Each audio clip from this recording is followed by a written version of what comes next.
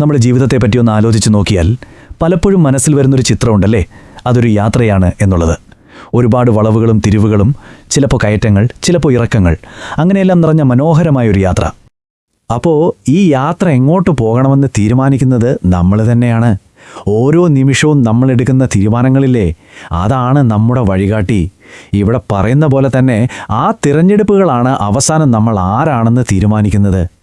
ഓരോ ദിവസത്തെയും നമ്മുടെ ചെറിയ, ചിലപ്പോൾ വലുതുമായ തീരുമാനങ്ങൾ ചേർന്നാണ് നമ്മുടെ ജീവിതമെന്ന ആ വലിയ ചിത്രം പൂർത്തിയാവുന്നത്. അപ്പോൾ സ്വാഭാവികമായും ഒരു സംശയം തോന്നാം അല്ലേ? എങ്ങനെയാണ് ഈ കൊച്ചു കൊച്ചു തിരഞ്ഞെടുപ്പുകൾക്ക് നമ്മളെ തന്നെ രൂപപ്പെടുത്താൻ കഴിയുന്നത്? ഒന്ന് ആലോചിച്ചു നോക്കൂ. നമ്മുടെ ഈ ജീവിതയാത്രയിലെ ഓരോ കവലയിലും മുന്നിൽ ഒരുപാട് വഴികളുണ്ടാകും.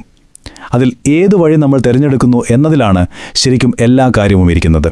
ഈയൊരു വിശകലനത്തിൽ നമ്മൾ പ്രധാനമായും ശ്രദ്ധ കൊടുക്കുന്നത് അങ്ങനെയുള്ള രണ്ട് വഴികളെക്കുറിച്ചാണ്. അതിൽ ആദ്യത്തേത് നന്മയുടെ പാതയാണ്. പക്ഷേ ഒരു കാര്യം നമ്മൾ ആദ്യം തന്നെ മനസ്സിൽ വെക്കണം.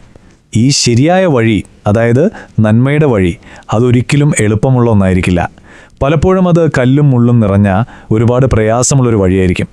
നമ്മുടെ ക്ഷമയും സഹനവും ഒക്കെ ഏറ്റവും കൂടുതൽ പരീക്ഷിക്കപ്പെടുന്ന ഒരു വഴി കൂടിയാണിത്. ഈ രണ്ട് വഴികളും തമ്മിലുള്ള ഏറ്റവും വലിയ വ്യത്യാസം എന്താണെന്നറിയാമോ?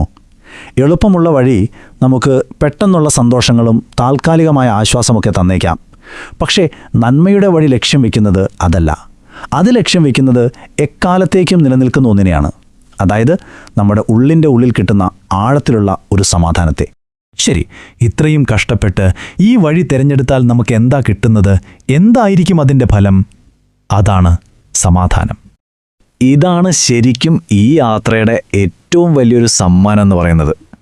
എത്രയൊക്കെ ബുദ്ധിമുട്ടുകളും പ്രലോഭനങ്ങളും മുന്നിൽ വന്നാലും ശരിയായ വഴിയിലൂടെ പോകുമ്പോൾ നമ്മുടെ മനസ്സാക്ഷിക്കൊരു കുറ്റബോധവും തോന്നില്ല. ആ ഒരു ബോധ്യം തരുന്ന, ഒന്നിനും തകർക്കാൻ പറ്റാത്തൊരു സമാധാനമില്ലേ, അത് വേറെ എവിടെ നിന്നും കിട്ടില്ല. ഇതൊക്കെ കേൾക്കുമ്പോൾ കൊള്ളാം, പക്ഷേ ഇതെങ്ങനെയാ ജീവിതത്തിൽ കൊണ്ടുവരുന്നത്? വലിയ പാടല്ലേ എന്നൊക്കെ തോന്നുന്നുണ്ടാവും അല്ലേ? പക്ഷെ ഉത്തരം വളരെ സിമ്പിളാണ്. ഏതൊരു വലിയ യാത്രയും തുടങ്ങുന്നത് ഒരൊറ്റ ചെറിയ ചുവടിൽ നിന്നാണല്ലോ. വലിയ വലിയ മലകൾ കയറുന്നത് ഓരോ അടി വെച്ചിട്ടല്ലേ? അതുപോലെ തന്നെയാണിതും. ജീവിതത്തിൽ വലിയ മാറ്റങ്ങൾ വരുന്നത് നമ്മൾ ചെയ്യുന്ന ചെറിയ ചെറിയ നല്ല കാര്യങ്ങളിൽ നിന്നാണ്. ചിലപ്പോൾ അതൊരാൾക്ക് കൊടുക്കുന്ന ഒരു പുഞ്ചിരിയാവാം, ഒരു നല്ല വാക്കാവാം, അല്ലെങ്കിൽ ആരും കാണാതെ ചെയ്യുന്ന ഒരു സഹായവുമാകാം.